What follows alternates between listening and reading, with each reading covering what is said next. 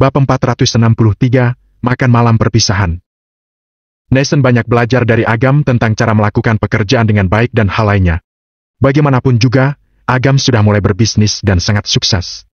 Andaikan dia tidak bertemu dengan orang yang tidak baik, Agam pasti sudah jadi bos besar sekarang. Oleh karena itu, Nathan pasti bisa banyak belajar dari Agam mengenai pekerjaan dan interaksi sosial. Agam juga tidak pelit ilmu, dia berikan semua hal yang dia tahu kepada Nathan. Di saat Nathan sedang mendengarkan penjelasan Agam dengan saksama, Sheena meneleponnya. "Tunggu, aku terima telepon ini dulu." Nathan tersenyum kecut dan bergegas ke balkon sambil memegang telepon. Pada saat yang sama, Sinta berjalan mendekati Agam. "Masalah sudah diselesaikan. Willy sangat berterima kasih padamu. Dia mau mengundangmu makan malam di Hotel Vandera, tapi aku sudah menolaknya." Sinta menjulurkan lidahnya sambil bercanda. "Bagus. Sepertinya kamu sudah sangat mengenalku. Gimana nih, aku jadi nggak ingin tinggali kamu setelah kita pergi dari kota Lingga." Canda Agam. Sinta adalah seorang wanita yang cerdas, punya pemikiran yang terbuka, dan mampu menangani berbagai urusan. Jika ada Sinta yang mendampinginya, semua hal akan jadi lebih mudah ditangani. Sinta jadi tertegun dan pikirannya kosong. Meskipun dia dan Agam hanya berkenalan dalam waktu yang sangat singkat, Agam sudah meninggalkan kesan yang sangat mendalam padanya. Bahkan dia tidak tahu kapan pria ini telah menanamkan tanda yang tak terhapuskan di hatinya. Begitu berpikir tentang meninggalkan kota Lingga dan berpisah dengan Agam, dia merasa sedih dan kesepian yang tak terlukiskan di hatinya. Dia tidak tahu dari mana keberanian itu muncul. Sinta pun berkata dengan suara yang sangat pelan. "Kalau kamu tidak mau aku pergi, aku nggak harus kembali ke sana kok." Setelah mengatakan ini, dia mengumpulkan keberaniannya dan menatap Agam. Namun, dia mendapati bahwa Nathan baru saja kembali dari balkon setelah panggilan telepon itu dan Agam sedang berbincang dengan Nathan, tanpa menyadari apa yang dia katakan sama sekali. "Kamu barusan bilang apa?" Agam baru teringat sesuatu dan menoleh untuk melihat Sinta dan bertanya. Sinta meremas tinjunya dan menatap Agam dengan sengit. "Tidak ada!" Kenapa tiba-tiba marah? Agam tampak bingung, tetapi melihat tampilan Nathan yang sedang gundah, dia mengesampingkan keraguannya untuk sementara dan menatap Nathan sambil bertanya. "Ada apa?" "Sheena, dia akhirnya setuju untuk menjadi pacarku," ucap Nathan sambil tersenyum. Agam mengangkat alisnya. "Bukankah kamu selalu mau dia jadi pacarmu? Sekarang dia sudah setuju. Kenapa kamu terlihat seperti ini?" "Dia mengajakku keluar untuk makan malam, tapi ada beberapa orang lainnya yang hadir di makan malam ini." "Pangki?" "Iya, Pangki dan yang lainnya sudah dikeluarkan dari perusahaan. Jadi, makan malam ini adalah makan malam perpisahan. Kalau kamu takut tidak bisa mengatasinya sendirian, kami akan pergi denganmu." "Sepertinya tidak baik seperti itu," Nathan berkata dengan cemas. "Ketika aku pulang kerja tadi, teman baik Pangki datang mengunjunginya. Pria itu kaya dan mengendarai mobil Bentley. Dia punya kekayaan triliunan. Orang itu sangat kuat di kota Lingga. Apalagi dia terkenal cabul. Aku khawatir kalau kamu dan kakak ipar pergi ke sana, kamu mungkin akan diganggu. Lagian ada kamu yang melindungiku, aku tidak takut pada siapapun." Nathan pun tersenyum dan berkata, "Agam, jangan bilang begitu. Aku cuma seorang manajer saja, tidak bisa dibandingkan dengan orang-orang berkuasa itu. Tidak masalah. Lagian aku tidak mau menunda kamu ketemu dengan pacarmu. Kalau kakak ipar..." Nathan menatap Sinta. Sinta berkata dengan ekspresi dingin, "Tentu saja ikut." Dia marah pada Agam dan khawatir tidak punya tempat untuk melampiaskan kekesalannya. Jadi, lebih baik dia ikut ke sana, siapa tahu bisa memberikan pelajaran kepada beberapa orang yang beruntung. "Baiklah." Nathan tidak bisa berkata apa-apa. Kebetulan ia juga ingin bertemu dengan Sheena. Setengah jam kemudian, ketiganya turun di depan sebuah hotel yang gemerlap. "Hotel Vandera?" Agam melirik Sinta yang tampaknya juga agak tidak berdaya. Dia baru saja menolak traktiran Willy, tetapi dia malah datang ke sana. Kalau sampai bertemu dengannya, pasti akan canggung. "Hotel ini adalah restoran terbesar di kota Lingga. Sangat terkenal di seluruh provinsi. Biasanya perlu membuat janji untuk bisa makan di sini." Setelah jeda beberapa saat, Nathan merapikan kerahnya dan bertanya dengan penuh semangat. "Bagaimana? Apakah aku terlihat tampan seperti ini?" Kemeja itu adalah setelan yang dia beli dengan harga 2 juta ketika dia lulus kuliah. Ini adalah kencan pertamanya dengan Sheena. Tentu, dia harus berdandan dengan baik. "Tampan sekali. Percayalah, kamu akan menjadi protagonis malam ini," ucap Agam dengan senang. Dia memutuskan untuk benar-benar menarik Nathan ke puncak malam ini, sehingga siapapun yang memandang rendah teman baiknya akan berlutut di lantai dan menyesalinya. Mereka pun memasuki hotel. Dengan pengalaman sebelumnya, kali ini Neeson sudah tampak jauh lebih tenang dan meminta pelayan untuk membawa mereka bertiga ke ruang VIP. Begitu pintu ruangan dibuka, semua orang berbalik menatap ke arah mereka. Agam menyapu seluruh ruangan itu. Semua orang telah tiba, hanya tersisa satu kursi utama di tengah. Lihat, manajer regional sudah datang. Semua orang bangkit satu demi satu dan menyambutnya dengan senyuman. Pak Neeson, ayo duduk di sebelah sini. Pangki menunjuk ke kursi utama di sampingnya dan meminta beberapa rekan untuk menambahkan 2 kursi lagi untuk Agam dan Sinta. Sikap mereka sangat ramah, berbeda dengan yang sebelumnya. Neeson duduk dan tampak agak kebingungan. Dia kebetulan duduk di seberang Shina. Shina pun diam-diam menatapnya dan memperlihatkan senyum malu-malu. Neeson langsung tersipu, mukanya memerah dan terlihat lebih bersemangat. Ini pertama kalinya gadis yang dia sayangi menunjukkan senyum semanis itu pada dirinya. Gadis itu pun telah menjadi pacarnya. Pak Neeson, sebelumnya adalah kesalahanku. Aku akan menghukum diriku sendiri dengan segelas anggur ini. Kata Pangki sambil mengisi gelasnya dengan anggur. Neeson tidak bisa memahami apa yang dipikirkan Pangki. Tanpa sadar, dia melirik Agam yang langsung mengangguk sedikit. Setelah itu, Neeson berkata kepada Pangki. Oke, kamu minum anggur ini, semua dendam masa lalu anggap saja selesai. Haha, Pak Neeson memang tegas sekali. Pangki tertawa dan menyesap seluruh anggur tersebut. Pangki, temanmu yang pergi bersamamu waktu pulang kerja tadi di mana? Kenapa dia tidak datang? Neeson bertanya dengan sedikit waspada. Maksudnya Pak Adi, ya? Kebetulan ada urusan yang harus diselesaikan, jadi dia sibuk dulu. Setelah selesai, dia akan datang untuk menjamu kamu secara pribadi. Pangki tertawa, mengubah topik pembicaraan, lalu dia berkata kepada yang lainnya. Ayo, jangan hanya duduk diam saja, bersulang untuk Pak Neeson dong. Pak Neeson akan jadi kaya raya nih. Selamat kepada Pak Neeson. Masih begitu muda tapi masa depannya sangat menjanjikan. Semua orang tersenyum. Keputusan Neeson menjadi manajer regional adalah hal yang sudah pasti. Meskipun hati mereka tidak senang, mereka tetap harus mencoba yang terbaik untuk memuji. Kalau Neeson dilayani dengan baik, tentu saja tidak sulit bagi mereka untuk kembali bekerja lagi. Sekelompok rekan yang sebelumnya memandang rendah Neeson, sekarang langsung berusaha keras menyanjung dirinya. Kalau dia masih Neeson yang dulu, pasti sudah hanyut di lautan pujian tersebut. Namun, dia belajar banyak dari Agam dan tahu bahwa orang-orang ini tidak tulus. Oleh karena itu, tidak peduli apa yang dilakukan di permukaan, kewaspadaannya tidak berkurang sama sekali. Setelah beberapa gelas anggur, suasana pun mulai mencair. Mereka saling mengobrol tentang beberapa hal, kebanyakan tentang bagaimana rencana mereka setelah dikeluarkan dari perusahaan. Bab 464, Neeson Batara terharu. Pak Pangki, apa rencanamu di masa depan? Saat ini, Kendi bertanya dari sampingnya. Aku berencana pergi ke kota Hafla. Kota Hafla? Keluargamu bukannya ada di kota Lingga? Kenapa pergi ke kota Hafla? Cheryl terkejut. Karierku di kota Lingga sudah sampai di titik jenuh, jadi aku mau pergi ke kota Hafla untuk membangun karierku lagi. Kedengarannya bagus, tapi sayang sekali, akan sulit untuk bertemu denganmu lagi di masa depan. Cheryl menghela napas. Semua orang juga ikut menghela napas. Tidak ada jamuan yang tidak berakhir. Pasti akan ada kesempatan untuk berkumpul lagi di masa depan. Setelah itu, Pangki berkata kepada Neeson. Pak Neeson, besok aku akan pergi ke kota Hafla. Sebelum aku pergi, aku ingin memberitahumu sesuatu dari lubuk hatiku. Aku sangat menyukai Shina. Sayangnya, aku akan pergi ke kota Hafla, jadi Shina akan kuserahkan kepadamu. Tolong bantu jaga dia ya. Kalimat ini membuat Neeson merasa muak. Dia pun melirik ke arah Shina. Yang mengejutkan semua orang, Shina berdiri dan berkata kepada Pangki. Kak Pangki, terima kasih telah menyukai dan membimbingku dalam waktu yang begitu lama. Tetapi, aku sudah menyukai seseorang, yaitu Neeson.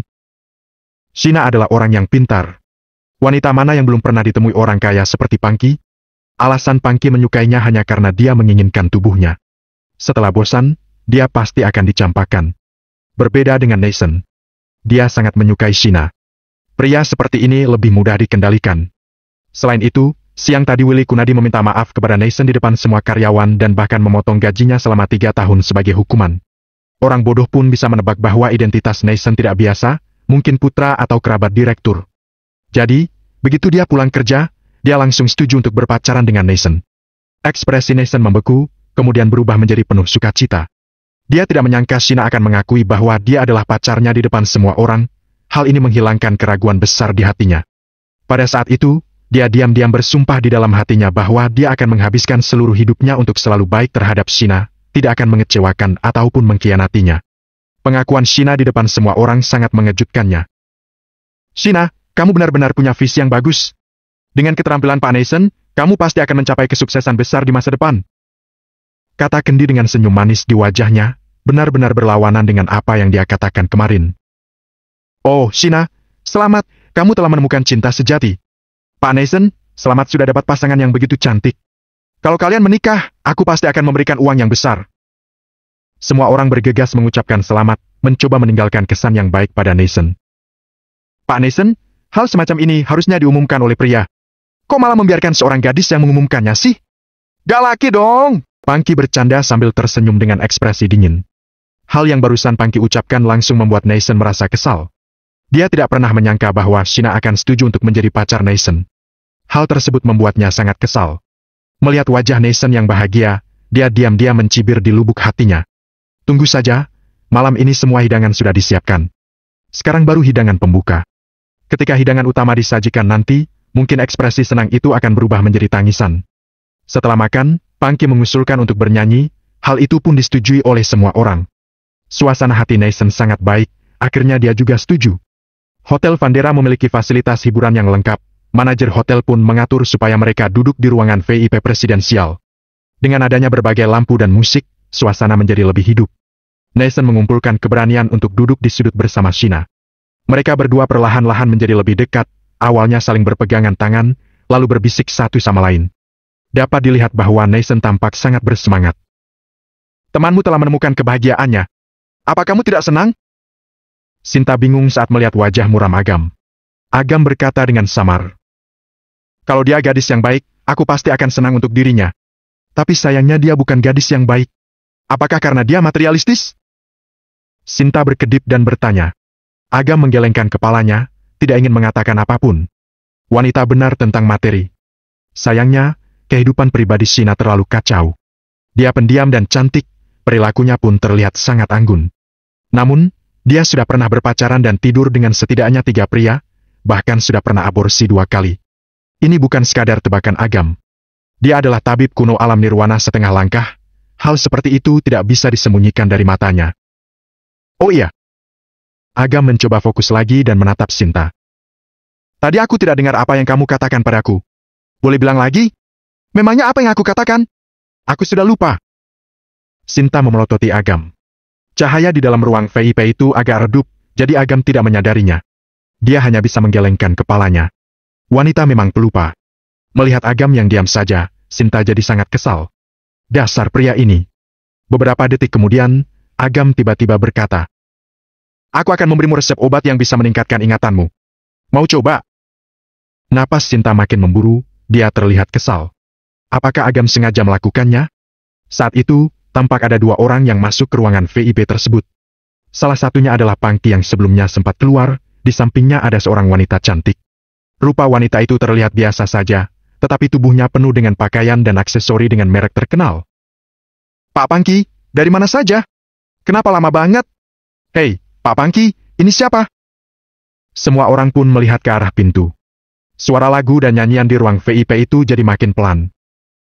Hei, sebenarnya tidak ada rencana untuk memberitahu kalian.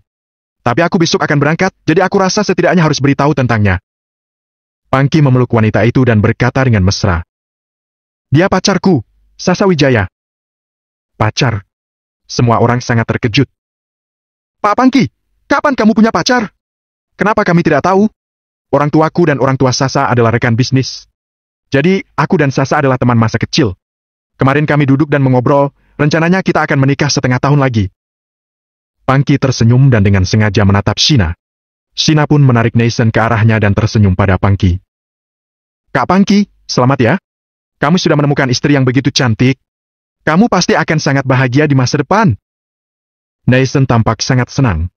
Shina mengucapkan hal tersebut di depan semua orang, berarti dia telah benar-benar sudah memutuskan segala hubungan dengan Pangki. Sepertinya Shina benar-benar ingin bersama dengan dirinya. Neeson berpikir demikian dalam hati. Kamu Shina Kusuma, kan? Sasa melihat ke Shina dan berkata sambil tersenyum. Aku pernah dengar namamu dari Pangki. Kamu gadis yang lembut, terampil, dan sangat bijaksana. Memang gadis yang baik. Terima kasih, Kak. Shina tersenyum dengan patuh. Sayang sekali, padahal wajahmu cantik, tapi tidak punya banyak uang untuk berdandan. Menurutku, jaket motif bunga mawar terbaru dari Chanel sangat cocok untukmu. Nggak mahal kok, cuma sekitar 80-100 juta. Sasa tersenyum, tetapi nadanya agak menghina. Shina tertegun, matanya tertuju pada jaket tersebut. Dia naksir jaket itu sejak lama, tetapi harganya terlalu mahal. Dia tidak mampu beli dengan gajinya yang hanya 8 juta per bulan.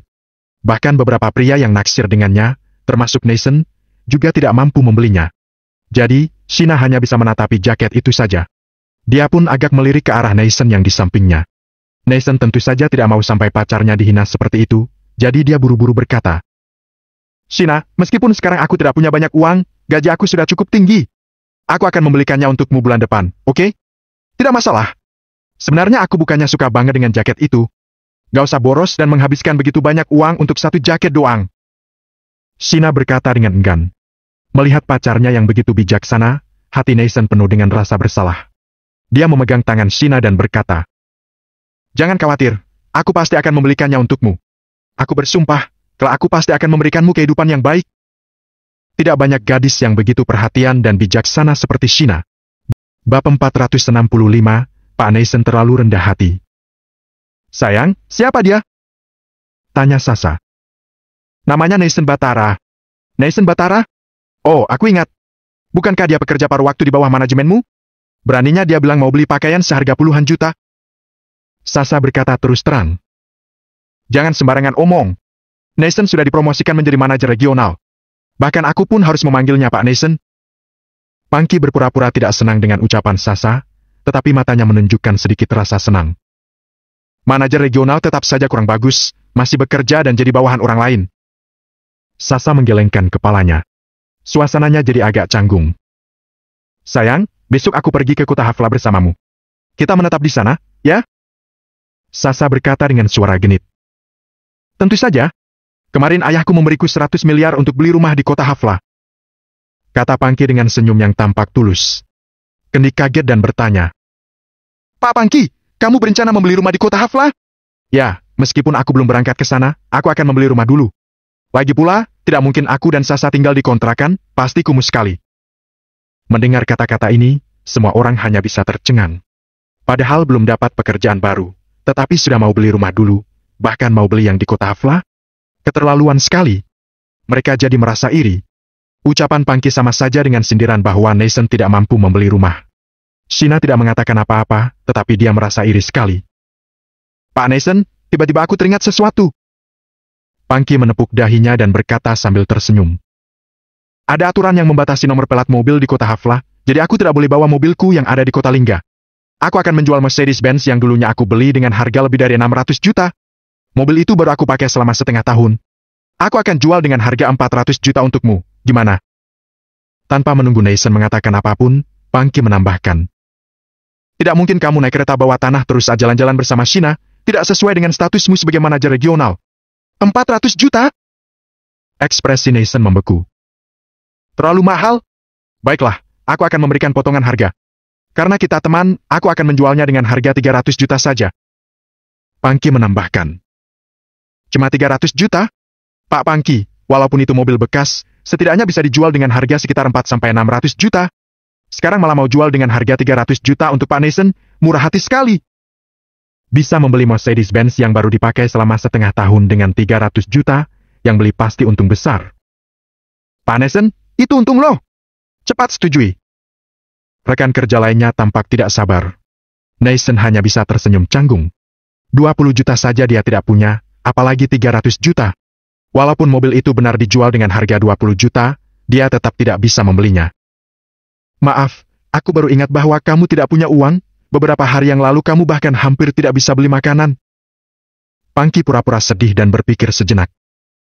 Bagaimana kalau begini saja, akan kujual padamu dengan harga 200 juta? Tidak perlu langsung dibayar lunas, boleh dicicil saja. Terserah mau cicil setahun atau 2 tahun. Gimana? Sekarang oke, kan? Memang sudah oke harganya. Namun, Pangki terus menurunkan harganya dan bahkan menawarkan sistem mencicil. Hal ini jelas-jelas sangat menghina Nathan. Kalau dia setuju, bukankah berarti dia akan kehilangan semua martabatnya di depan Shina? Aku tidak terlalu suka Mercedes-Benz. Setengah tahun lagi aku akan beli mobil lain. ucap Nathan sambil memaksakan senyumnya. Tentu, mobil seperti apa yang ingin kamu beli? Porsche atau Maserati? Land Rover? Aku anggota VIP di dealer mobil Kota Lingga. Kamu tinggal sebut saja namaku, kamu pasti akan dibebaskan dari asuransi selama 3 tahun, bahkan bisa dapat garansi 5 tahun. Sambil berbicara, Pangki menyerahkan kartu nama. Entah sengaja atau tidak, Pangki memamerkan identitasnya. Nathan tidak bisa mengatakan apa-apa, jadi dia hanya mengambil kartu nama tersebut. Pangki tertawa dan memanggil rekan-rekannya untuk terus bernyanyi. Shina, aku akan bekerja keras di masa depan. Apa yang Pangki punya, aku juga akan memilikinya. Setelah duduk, Nathan berkata pada Shina. Tidak apa-apa. Asalkan kamu senang, aku juga senang. Kata Shina, tetapi dia membuang muka. Kemudian, dia melihat Pangki memegang mikrofon dan menyanyikan lagu berjudul Like You dengan penuh kasih sayang. Bahasa dan pelafalannya yang sangat bagus membuat penonton bersorak. Pangki berasal dari latar belakang yang unggul. Dia mahir dalam memainkan piano, nyanyi, dan berdansa. Bakatnya sama sekali tidak bisa dibandingkan dengan Nathan. Nathan mengepal tinjunya karena merasa tidak berdaya. Suara nyanyian yang sangat merdu itu seperti jarum yang menusuk telinganya, membuat Nathan merasa sangat tidak nyaman. Dia pun mengajak Agam merokok di luar. Agam, apa yang harus kulakukan sekarang? Aku merasa Pangki sama sekali tidak tulus meminta maaf kepadaku. Sebaliknya, dia malah sengaja menggunakan situasi hari ini untuk membandingkan dan mempermalukanku di depan Shina. Ujar Nathan sambil menggertakkan giginya. Kalau kamu sadar dengan apa yang dia lakukan, berarti kamu sudah ada kemajuan. Jangan cemas. Biarkan saja semua terjadi apa adanya. Agam tertawa. Dia sudah tahu niat Pangki dari awal dan sudah mengutus Sinta untuk mengatur segalanya terlebih dahulu. Di saat waktunya tiba, dia akan membalas perbuatan orang-orang itu dan menaikkan martabat temannya. Setelah Pangki selesai bernyanyi, Nathan kembali masuk ke ruang VIP. Saat itu, suasana di ruangan tersebut sangat baik. Pangki dan Sasa duduk di sebelah Shina dan sedang berbincang. Yang parahnya, Pangki duduk sangat dekat di sebelah Shina. Shina pun tampaknya tidak menolak. Dia seperti sedang membicarakan sesuatu dan terlihat bahagia. Ekspresi Nathan tampak marah, dia pun mengepalkan tinjunya. Agam menyentuh lengan Nathan dan berkata, "Ayo pergi." Nathan menarik napas dalam-dalam dan memaksakan senyumnya. Dia berjalan mendekat dan berkata, "Ada apa? Ngobrolnya seru banget." Ketika Shina melihat Nathan yang mendekat, dia tampak tertegun dan menundukkan kepalanya sambil menyentuh untayan gelang berlian di pergelangan tangannya. "Hehe, Sasa sudah bosan pakai gelang berlian yang kubelikan beberapa hari yang lalu, jadi dia memberikannya pada Shina. Harganya tidak mahal kok, cuma sekitar 600 juta. Kata Pangki dengan senyum manis. Tatapan Nathan makin tajam. Shina sudah menjadi pacarnya, tetapi malah memberikannya gelang berlian. Apa maksudnya? Shina, kembalikan gelang itu. Aku akan membelikannya untukmu saat aku punya uang. Kata Nathan dengan senyum yang dipaksakan. Waduh, kebohongan terbesar pria adalah tunggu ada uang masa muda wanita itu terbatas. Memangnya harus tunggu berapa lama? Sasa berkata dengan sarkasma. Mana mungkin Shina bisa melepaskan gelang berlian bernilai ratusan juta? Dia pun berkata kepada Nathan. Kak Sasa memberikannya padaku. Kalau tidak diterima, kayaknya kurang baik. Ekspresi Nathan pun makin suram. Pacarnya menerima gelang ratusan juta dari saingannya. Bukankah ini jelas-jelas mempermalukannya? Nathan pun sangat tidak berdaya tentang ini. Pak Nathan, jangan terlalu rendah hati dong. Padahal sudah beli gelang yang lebih baik, kenapa tidak mengeluarkannya? Saat ini, Agam pun berkata sambil tertawa. Semua orang terlihat sangat bingung. Bukankah Agam teman Nathan? Kenapa malah membantu orang luar? Oh, lebih baik dari gelangku. Pangki sengaja melebih-lebihkan nada bicaranya. Nathan, kamu sudah menyiapkan hadiah untuk Shina. Jangan-jangan kamu sendiri yang membuat gelang itu?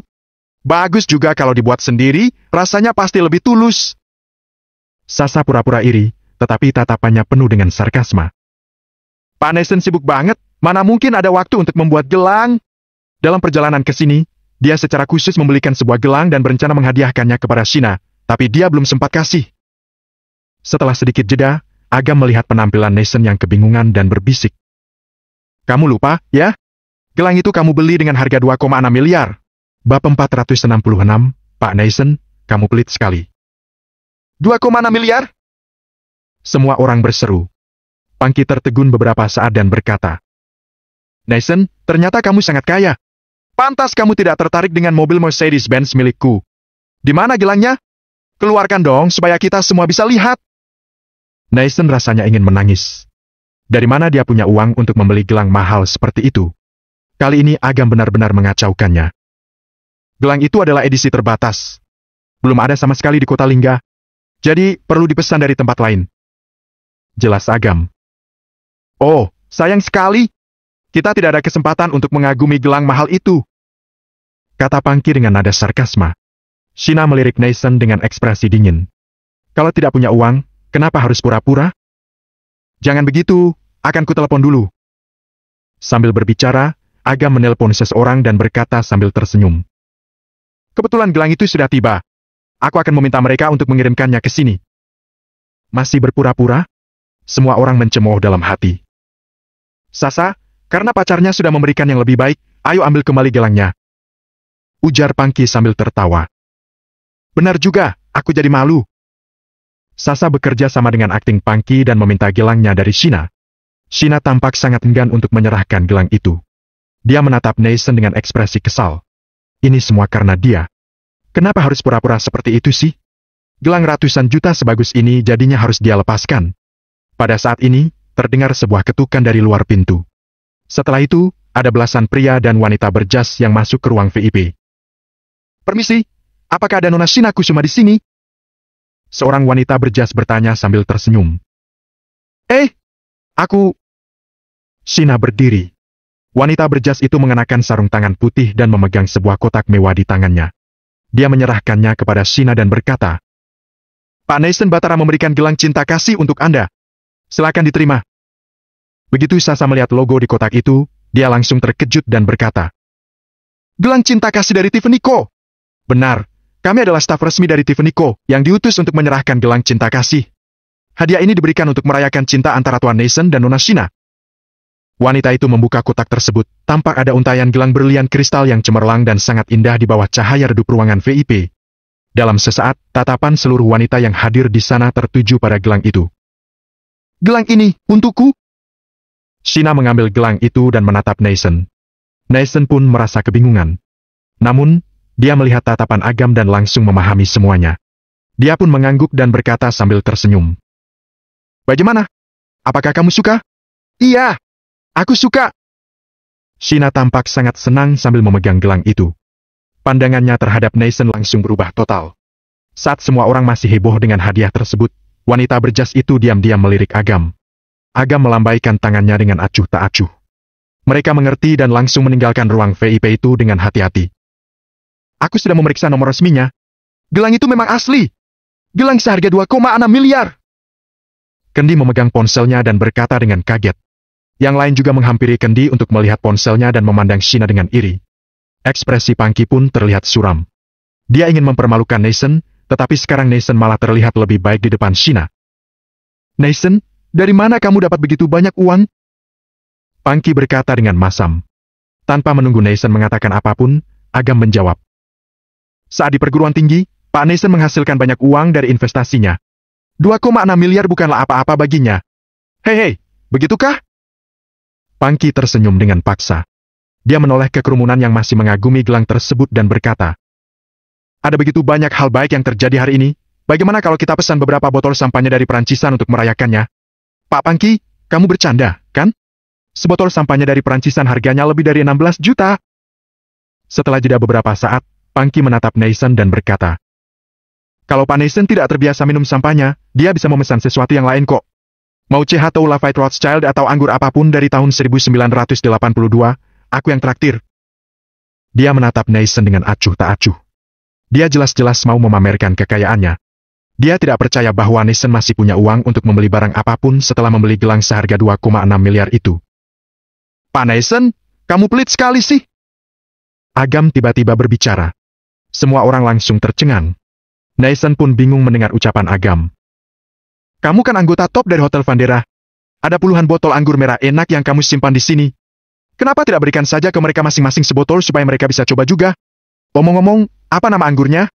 Kayaknya Shadow Margaux. Shadow Margaux? Semua orang tercengang. Mereka hanya pernah mendengar Chateau Lafite Rothschild atau semacamnya, tidak pernah mendengar nama anggur seperti itu. Ketika Pangki dan Sasa mendengar nama anggur, ekspresi mereka tiba-tiba berubah. Merek anggur ini sangat langka, nilainya pun jauh di atas merek anggur pada umumnya. Sebotol anggur Chateau Margaux dengan seri yang sangat biasa pun harganya bisa lebih dari 200 juta. Untuk seri lama, harganya tentu jauh lebih mahal dari itu. Bahkan mereka berdua pun agak ragu untuk meminumnya. Ketemu. Sebotol harganya lebih dari 200 juta. Kendi berseru setelah mencari informasi dari internet. Pak Nathan, kamu ingin mentraktir kami anggur mahal seperti itu? Benarkah? Rekan-rekan yang lain tampak ngeri dan menatap Nathan. Di sana ada belasan orang, kalau masing-masing satu botol, total harganya pasti lebih dari 2 miliar. Bagaimana dia bisa begitu kaya? Nathan pun tercengang. Untuk gelang Tiffany Co. Sebelumnya, dia bisa berasumsi bahwa itu adalah produk palsu yang ditemukan Agam. Namun, ini Hotel Vandera. Tempat yang selalu mementingkan kualitas dan reputasi publik.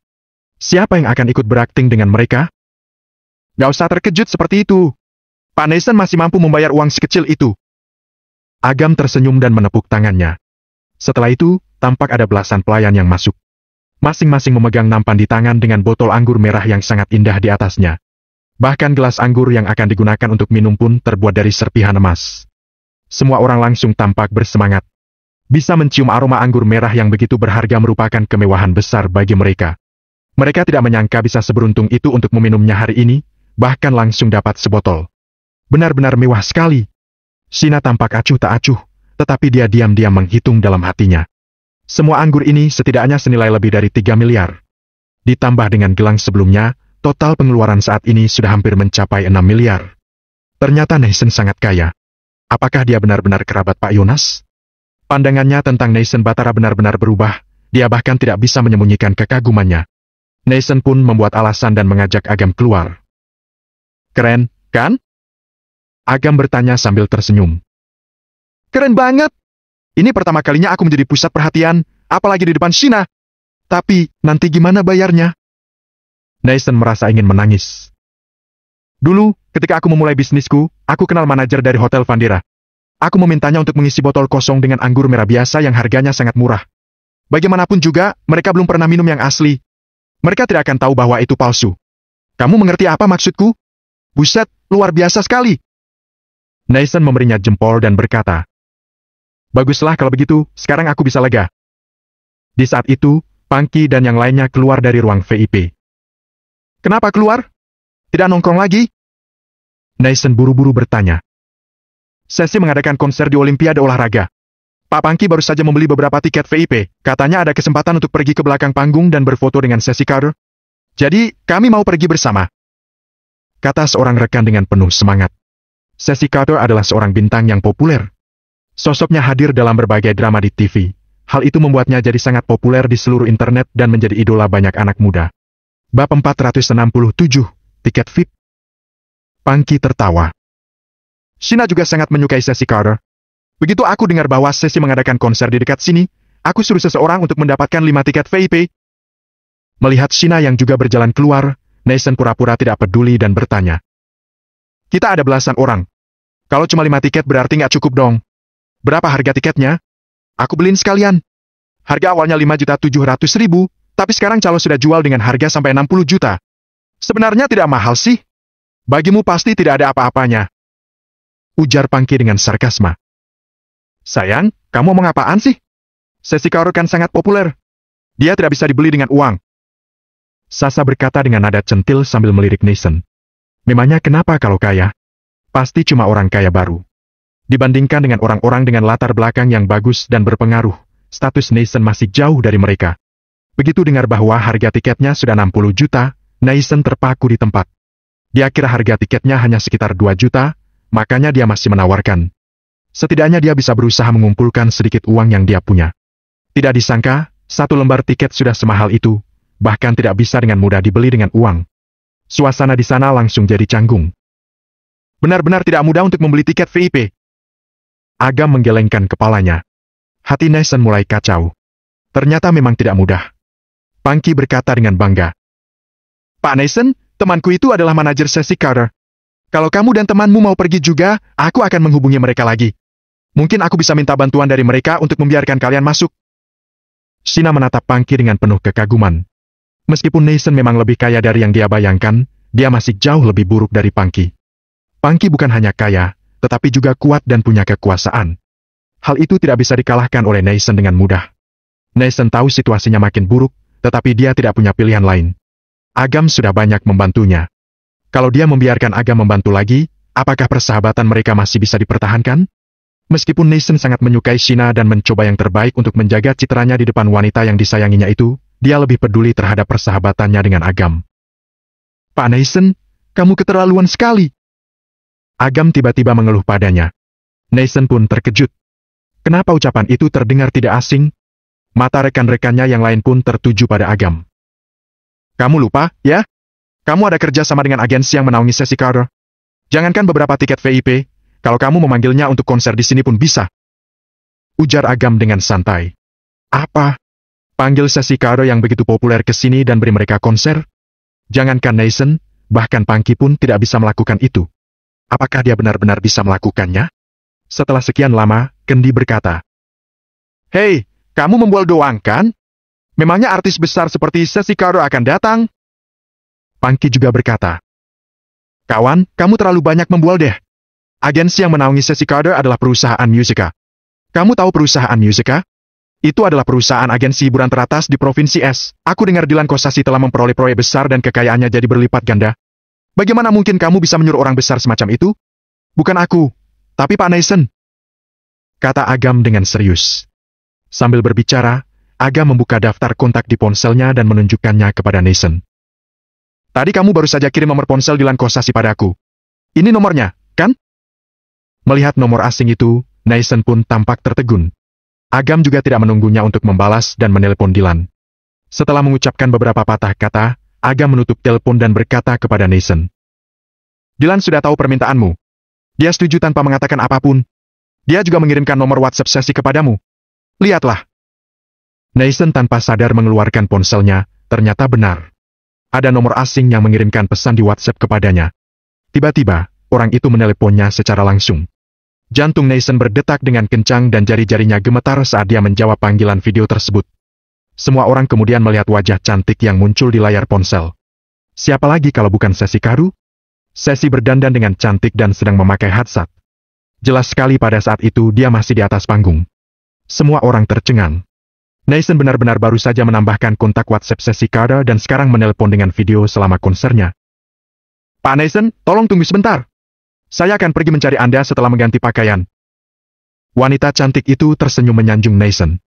Setelah itu, penyanyi itu tampak meminta maaf kepada puluhan ribu penggemar di bawah panggung, meninggalkan panggung dengan tergesa-gesa, dan pergi ke belakang panggung untuk mengganti pakaiannya. Shina, Kendi dan yang lainnya tercengang, bahkan Pangki dan Sasa langsung membeku. Di bawah tekanan opini publik, Sesi malah langsung membatalkan konser di tengah jalan dan berusaha datang ke tempat mereka. Nominal kerugian yang akan dialami agensi dan penyanyi ini akan sangat tinggi dan tidak terbayangkan. Namun, penyanyi itu tetap tidak ragu untuk datang. Hal ini tentunya tidak bisa dilakukan oleh orang biasa. Neisen berhasil melakukannya. Wajah Pangki jadi sangat pucat. Kemampuannya sangat mengagumkan. Dia bisa mendapatkan beberapa tiket VIP di saat berlangsungnya konser Sesi Carter. Lalu, kenapa? Memangnya kenapa kalau ada tiket VIP? Sekarang Neisen bisa memanggil penyanyi itu untuk langsung datang ke sini. Apakah dia bisa mengalahkan itu? Bagaikan langit dan bumi, tidak bisa dibandingkan sama sekali. Pak Neisen, ternyata kamu sangat kaya raya. Dulu kami buta, Anda ternyata bos yang sebenarnya. Shina, pandanganmu bagus sekali. Neisen begitu mencintaimu, masa depanmu sudah terjamin. Rekan-rekan memandang Shina dengan iri. Shina tidak mengatakan apa-apa, tetapi matanya menatap Neisen dengan penuh kekaguman. Neisen langsung tersenyum. Namun, dia merasa sangat bingung.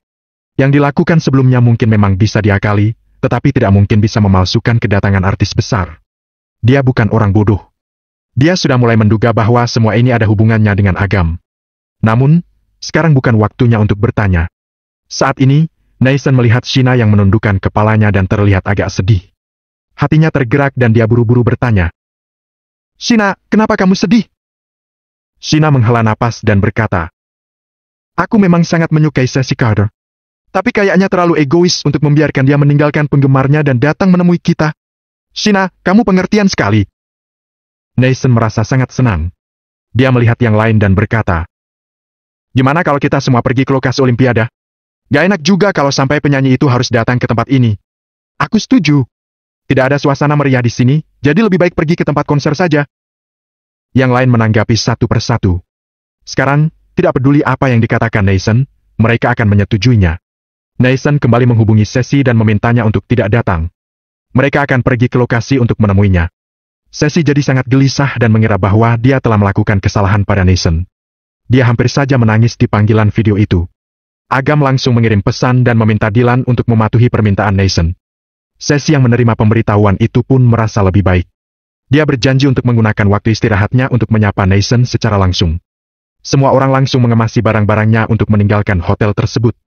Setelah beberapa saat, Agam mengikuti dan menyerahkan tanda terima kepada Nathan. Totalnya 3 miliar. Terima kasih atas traktiranmu hari ini, Pak Nathan. Melihat jumlah yang begitu besar pada tanda terima, semua orang benar-benar percaya bahwa Nathan adalah orang yang kaya raya. Kemudian, Nathan menerima tagihan lain yang diam-diam diserahkan oleh Agam, totalnya hanya 1 juta. Bab 468, mobil Bentley, ayo naik helikopter saja. Aku menyuruh seseorang mengeluarkan tanda terima palsu. Sebenarnya, temanku hanya menagih aku 1 juta saja. Benar-benar bisa diandalkan. Nathan mengacungkan jempolnya pada Agam. Hanya dengan 1 juta, dia bisa tampak kaya dan berkuasa. Sungguh biaya yang murah sekali. Dari sini ke lokasi Olimpiade agak jauh, kita ke sana naik apa? Rekannya bertanya dengan ragu dan akhirnya melihat Nathan. Aku sudah panggil taksi, sebentar lagi sampai. Ujar Nathan sambil tersenyum. Begitu dia selesai berbicara, tampak ada 2 mobil Volkswagen yang datang dan berhenti di pinggir jalan. Saat melihat kedua mobil itu, semua orang kecewa. Pak Nathan, kalau kami sih tidak peduli, tapi Anda sangat kaya. Bukankah mobil seperti itu terlalu lusuh untuk Anda? Bagaimanapun harusnya kamu juga naik mobil komersial. Semua orang bergumam. Sheena agak mengerutkan keningnya. Dia kira Nathan adalah orang kaya. Walaupun sekarang belum punya mobil, seharusnya pesan mobil Audi BMW atau semacamnya. Dia tidak mau duduk di mobil yang dinaiki orang biasa. Begitu pintu mobil dibuka, tercium sedikit bau asap rokok. Bantalan dan tempat duduk di dalam mobil ada yang tampak mulai terkelupas. Kendi bergumam. Sheena, kamu kan sangat cantik. Seharusnya dapat yang lebih baik. Tidak perlu duduk di mobil jelek seperti ini. Aku tidak suka bau asap. Jadi, sebaiknya aku naik mobil yang lebih bagus. Kata Sheena sambil menatap Nathan. Ini, baiklah. Nathan menggertakkan gigi dan bersiap mengeluarkan lebih banyak uang untuk menyewa 2 mobil kelas eksekutif. Di saat itu, sebuah mobil Bentley perlahan maju ke arah mereka. Pak Nathan, apakah ini mobilmu? Mata Kendi berbinar. Loh, Pak Pangki, bukannya mobilmu Mercedes-Benz? Kenapa berubah menjadi mobil Bentley? Harga sebuah mobil Bentley setidaknya sekitar 6 miliar. Untuk perbaikan dan pemeliharaan saja memerlukan biayanya lebih dari 2 miliar per tahun. Mobil ini bukanlah sesuatu yang bisa asal dibeli karena kaya. Untuk memiliki mobil seperti ini, tentunya harus punya uang yang luar biasa banyaknya. Aku pakai Mercedes-Benz untuk pergi ke kantor. Aku tidak pakai mobil Bentley karena takut terlalu mencolok. Secara pribadi, aku tidak begitu suka menonjolkan diri. Pangki berpura-pura sederhana dan menatap Nathan. Dia akhirnya menemukan kesempatan untuk melampiaskan kejengkelannya. Nathan mengerutkan kening. Pangki, waktu aku pulang kerja hari ini, aku lihat temanmu mengendarai mobil yang sama. Sepertinya ini bukan milikmu, kan? Orang yang kamu bicarakan adalah kakakku. Barang miliknya adalah milikku. Apapun milikku adalah milik Pangki. Memangnya ada masalah? Sasa duduk di kursi penumpang dan meregangkan kepalanya sambil bercanda. Sebenarnya, aku selalu menganggap mobil hanyalah alat transportasi. Kalau cuma mobil Bentley, beli 10 pun aku bisa, tapi tidak perlu sampai begitu. Bagaimanapun juga, identitas dan kekuatan seseorang tercermin hanya dengan memamerkan hal-hal seperti ini. Benar kan, Pak Nathan? Pangki menatap Nathan sambil tersenyum. Seluruh tubuh Nathan tampak gemetaran karena marah. Pangki berpura-pura rendah hati, membuatnya terlihat seperti orang yang munafik. Apalagi dia terus mengatakan bahwa mobil Bentley hanyalah alat transportasi biasa, jelas-jelas mempermalukan Nathan. Mobil mewah seharga miliaran dibilang cuma kendaraan biasa. Kalau begitu bagaimana dengan Nathan yang bahkan tidak punya mobil? Apalagi kali ini Pangki mengendarai mobil mewah, sedangkan dia hanya memesan taksi. Kali ini sepertinya dia kalah telak. Rekan-rekan memandang Pangki yang duduk di dalam mobil mewah, tatapan mereka penuh dengan rasa iri dan kagum. Mobil mewah seperti itu dikendarai kemana-mana dengan sesuka hatinya. Dengan penampilan seperti ini, tampaknya aset keluarga Pangki setidaknya ada ratusan miliar. Kalau punya aset sebanyak itu pantas disebut konglomerat, beda jauh dibandingkan dengan pengeluaran Nathan sebelumnya yang cuma sebesar 6 miliar. Begitu selesai berbicara, Pangki berkata kepada Shina. Ayo sini, Shina. Kalau tidak terbiasa naik mobil jelek, naik saja ke mobilku. Shina tampak berseri-seri. Dia belum pernah naik mobil Bentley. Dia harus mengambil beberapa swafoto di dalam mobil dan kirim ke akun media sosialnya supaya teman-temannya yang lain iri dan kagum padanya. Nathan, kalau naik mobil biasa aku bisa mabuk. Jadi, aku ikut mobil Pangki saja ya. Kamu tidak keberatan kan? Shina berkata dengan lugas, memberikan alasan yang sama sekali tidak bisa ditolak. Nathan memberikan senyum yang dibuat-buat. Apa yang bisa dia lakukan? Walaupun dia berusaha mengumpulkan banyak uang, dia tetap tidak akan bisa mendapatkan mobil mewah yang lebih mahal dari mobil Bentley. Namun, Agam melangkah maju dan melirik mobil Bentley tersebut. Mobil ini baunya seperti plastik. Senyum Pangki masih bertahan di wajahnya, tetapi dia diam-diam mengutuk dalam hati. Mengapa orang ini selalu mencari masalah? Mobil semewah ini malah dibilang bau plastik? Apalagi ada yang salah dengan mobil ini. Seharusnya dirombak. Bukan cuma tidak nyaman untuk diduduki, tapi juga tidak aman. Lebih baik jangan naik mobil itu. Kata Agam dengan sungguh-sungguh. Omong kosong apaan sih? Aku rasa kamu cuma iri karena tidak punya mobil yang bagus, kan? Sasa berteriak padanya. Bahkan rekan-rekan lainnya memandang Agam dengan tatapan menghina. Jika Nathan yang mengatakan hal ini mungkin tidak apa-apa, tetapi memangnya Agam itu siapa? Padahal cuma temannya saja, tetapi sudah berani mengucapkan kata-kata seperti itu, sungguh keterlaluan. Nathan, temanmu ini kebangetan sekali. Shina pun akhirnya tidak bisa menahan diri dan berkata, Pangki cuma baik hati menawarkan tumpangan. Kenapa dia harus bilang begitu? Wajah Nathan tampak suram. Dia bisa tidak peduli dengan apa yang orang lain katakan tentang dirinya, tetapi tidak ada yang boleh mengomeli sahabatnya seperti itu, bahkan gadis kesayangannya sekalipun. Shina, temanku cuma mengatakan yang sebenarnya. Kamu jangan naik di mobil itu.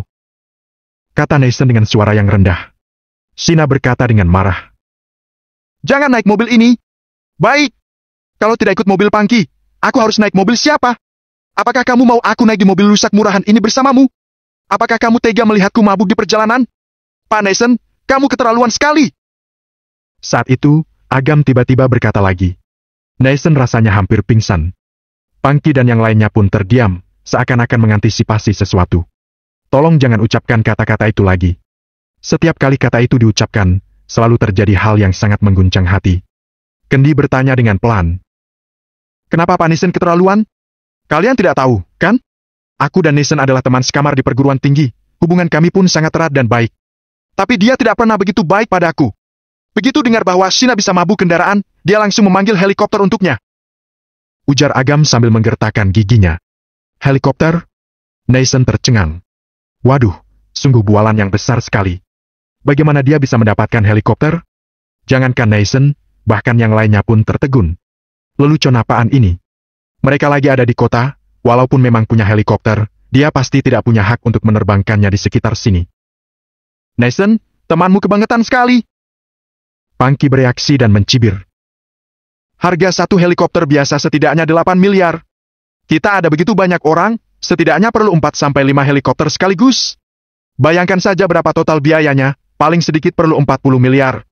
Walaupun kamu punya uang, kamu tidak bisa membeli begitu banyak helikopter, bukan?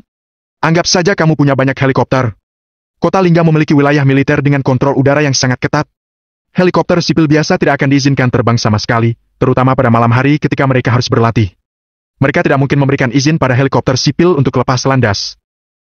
Nathan pun tidak bisa berkata-kata. Dia tidak tahu bagaimana membalas dan hanya bisa berbalik untuk melihat Agam. Agam melengkungkan bibirnya dan berkata, Itu karena wawasanmu terlalu sempit. Keluarga Pak Nathan memiliki banyak koneksi.